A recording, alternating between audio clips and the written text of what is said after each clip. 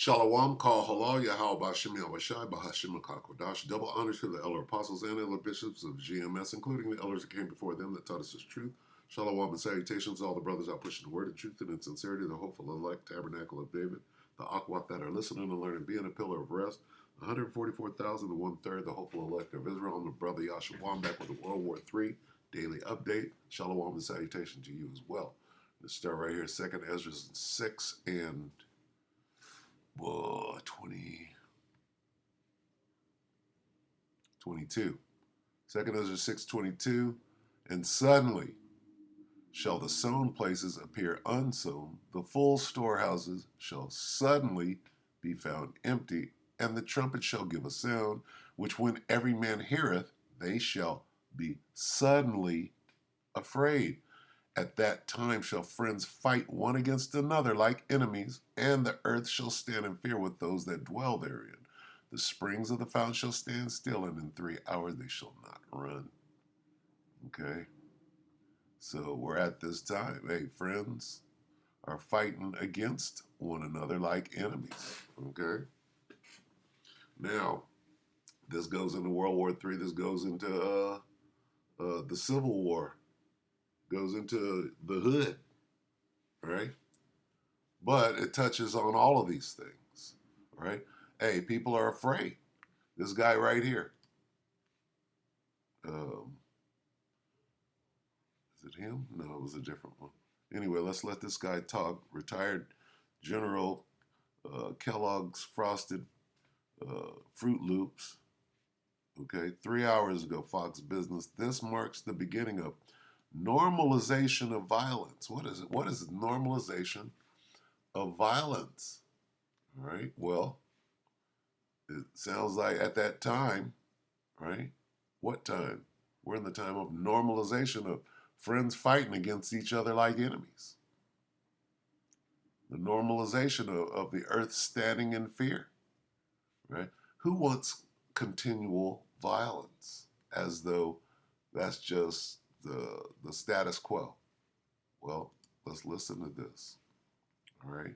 What time are we in? Hey, this is the time of Jacob's trouble. We're in the time of war, not peace. All right, take it away. Joining me right now is the Center for American Security co-chairman, Fox News contributor.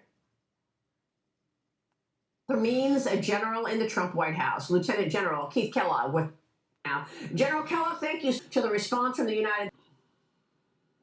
Yeah, thanks, Maria, for having me this morning. And by the way, great interview yesterday with President Trump. Thank you. Look, what you're seeing is a normalization of violence. What I mean by that is they're dumbing down response.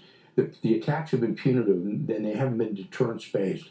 And it's getting a little bit frustrating to watch this. And I think a lot of people have got that feeling that it's frustrating to see what's happening because you don't see an end state. You're going to see a normalization of this as the days go by. And that's the wrong thing you want to have happen. You want to stop it all. There's got to be a way to stop it, and you generally have to go to the source. I understand the risks involved. I understand how difficult that's going to be, but there's a whole series of targets you can go after that you can send a message to them. And you don't have to go, as they say, downtown to Tehran to do it. There's a lot of other things you can do. But until they do that, Maria, you're going to see this thing constantly go on. It'll just be normalization, and they've dumbed down deterrence. A big mistake on the part of this administration. And the trouble is, the longer this goes, and you're starting to hear this, the longer this goes, the harder it is to put it back in a box. And that's where they're at right now. They really don't have an end state, and that's bad. That's a very good point, and it's the point that President Trump made with me yesterday on Sunday Morning Futures, talking about the fact that, at this point, we're getting close to a point of no return with... You got whose interest does that serve? Well, it serves Joe Biden's interest. It serves King Bibi Netanyahu, because the moment that the war is over, these guys go to trial, right? So the forever war, Key Bono, who benefits from the forever war, right? Well, there are those out there, the Raytheon and McDonnell Douglas and these weapons manufacturing companies. There are people that benefit from forever war. All right.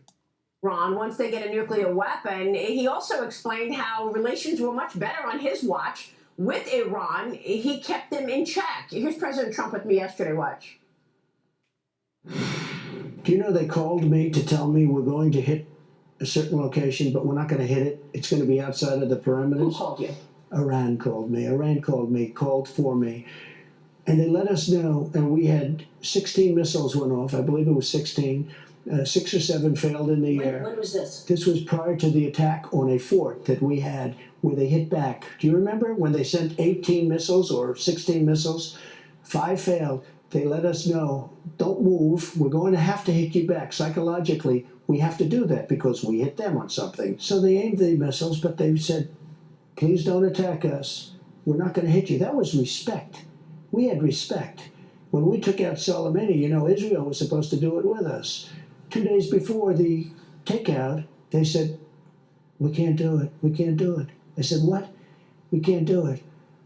Then I had a certain general who's great. I said, so General, do we do it ourselves? He said, we can, sir. It's up to you. I said, we'll do it. You see that? Right? You see the syringe right here? Going into Maxine Nightingale. Anyway, so here we are. All right, there's a whole bunch of armchair warriors, right? Not that he didn't kill a bunch of people. I'm sure he did. But the question is was it in hand-to-hand or were you controlling the drone? Anyway, we're at the beginning, right? The beginning of what? Wars. Beginning. This marks the beginning of the normalization of violence. What does that mean? War in the region. Let's get that. And then we'll go ahead and close. This is 16. Second Ezra 16 and what? The beginning, right? 16 and 18. Start at 17. Woe is me, woe is me. Who will deliver me? This is Ezra's asking. See, Ezra was scared in them days. He was looking into the crystal ball, if you will, at the tablet, and is playing a video. And he's looking and he says, damn. The beginning, this is the second Ezra 16 and 18, the beginning of sorrows and great mournings, the beginning of famine and great death, the beginning of war. The normalization of what? And the power shall stand in fear. There's your fear. They're scared. The beginning of evils, the normalization of violence. What shall I do when these evils shall come? When the normalization of violence. This marks the beginning. The beginning of wars. The beginning of evils. The beginning of great death. The beginning of normalization of violence. Here we are. With that, we hope that the elect will edify you, brothers and sisters. Shalom.